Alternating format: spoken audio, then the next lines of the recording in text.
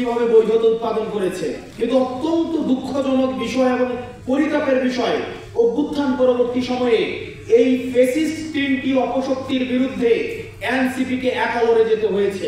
আমরা মিডিয়ার বিরুদ্ধে সরব ছিলাম, আমরা মিলিটারির যে অংশটা বাংলাদেশের বিরুদ্ধে কাজ করেছে, ফ্যাসিবাদের বৈধতা উৎপাদন করেছে, আমরা সেটার বিরুদ্ধে আমরা সরব ছিলাম। তৃতীয়ত, আমরা যে এই ব্যুরোক্রেসি রয়েছে, আমরা ব্যুরোক্রেসির বিরুদ্ধে আমরা সরব ছিলাম। একই সাথে যে অলিগার্ক শ্রেণী, যে ব্যবসায়িক শ্রেণী এই ফ্যাসিবাদকে ফুয়েল দিয়েছে, ফ্যাসিবাদকে চিন্তার জগতে, বুদ্ধির জগতে অর্থ দিয়ে এই হাসিনাকে খুনি হাসিনা হতে সহায়তা করেছে, সেটার বিরুদ্ধে আমাদের সুস্পষ্ট অবস্থান ব্যক্ত করেছি। কিন্তু অত্যন্ত দুঃখজনক বিষয়, এই জায়গাগুলোতে বাংলাদেশ জাতীয়তাবাদী দল বিএনপি এবং জামাতে ইসলামী সহ ফ্যাসিবাদ বিরোধী যে রাজনৈতিক দলগুলো রয়েছে, সেই রাজনৈতিক দলগুলোর কাছ থেকে আমাদের প্রত্যাশা ছিল অনেক বেশি। 5 আগস্ট পরবর্তীতে যে ফাইটটি হয়েছে এই ফ্যাসিবাদী কাঠামোর বিরুদ্ধে, এই কাঠামোর বিরুদ্ধে অনেকটা এনসিপি কে একাই লড়ে যেতে হয়েছে। আমরা মিলিটারির চোখে চোখ রেখে কথা বলেছি, আমরা বসুন্ধরা গ্রুপের চোখে চোখ রেখে কথা বলেছি। এনসিপির রাজনীতি, আমাদের মিডিয়া প্রপাগান্ডা, এই যে চ্যানেল 1 এর একটা হচ্ছে, এখানে একজনকে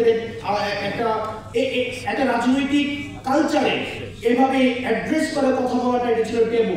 আপনি যদি দেখেন 5 আগস্ট পূর্বের রাজনীতিতে এভাবে অ্যাড্রেস করে কথা বলাটা ছিল টেবু। কিন্তু আমরা রাজনৈতিক সংস্কৃতিতে আমরা সত্য এবং মিথ্যা প্রচলিত রয়েছে। আমাদের পৃথিবীতে কথা 3 ধরনের: সত্য কথা, মিথ্যা কথা এবং হচ্ছে রাজনৈতিক কথা। আমরা সত্য এবং মিথ্যার মাঝখানে যে গ্রে লাইন, এনসিপি সেই গ্রে লাইনে অবস্থান করেনি। আমরা সত্যকে সত্য বলেছি, মিথ্যাকে মিথ্যা বলেছি। আমরা দেখেছি মিডিয়া ট্রায়ালের মধ্য দিয়ে এনসিপি নেতা কর্মীদেরকে কিভাবে চরিত্র হনন করা হয়েছে।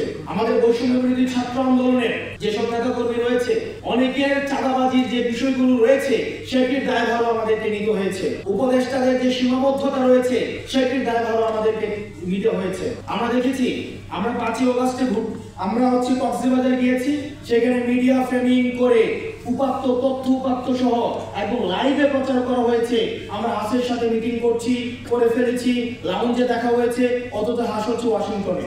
এই মিডিয়ার মধ্য দিয়ে এটা থেকে আমাদের শিক্ষা নিতে হবে। 5 আগস্টের পূর্ববর্তী সময়ে বিএনপির প্রত্যেকটা কার্যক্রমকে হত্যাযোগ্য কার্যক্রম হিসেবে সম্মুখী উৎপাদন করেছে মিডিয়া।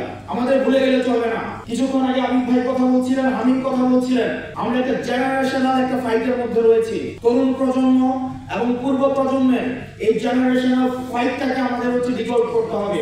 আজকে আপনারা যারা মনে করছেন এই মিডিয়ার যে ধরন, আমরা মিডিয়া বিমুখ না, আমরা মিডিয়া বিরোধী না, কিন্তু আমরা বারবার যেটা বলে এসেছি, মিডিয়াকে বস্তুনিষ্ঠ হতে হবে।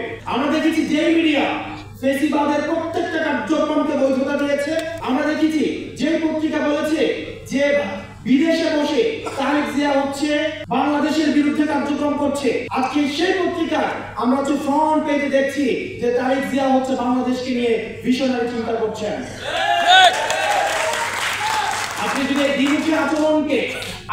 এই দ্বিমুখী আচরণকে আপনি রিকর্ড করতে না পারেন, তাহলে ভবিষ্যতের যে অন্ধকার, যে অদৃশ্য ছায়ার কথা আমির ভাই বলেছেন, সেই অদৃশ্য ছায়ার আপনাকে খুব শীঘ্রই সেই ছায়ার মধ্যে আপনাকে করাল গ্রাসে বন্দী হয়ে যেতে হবে।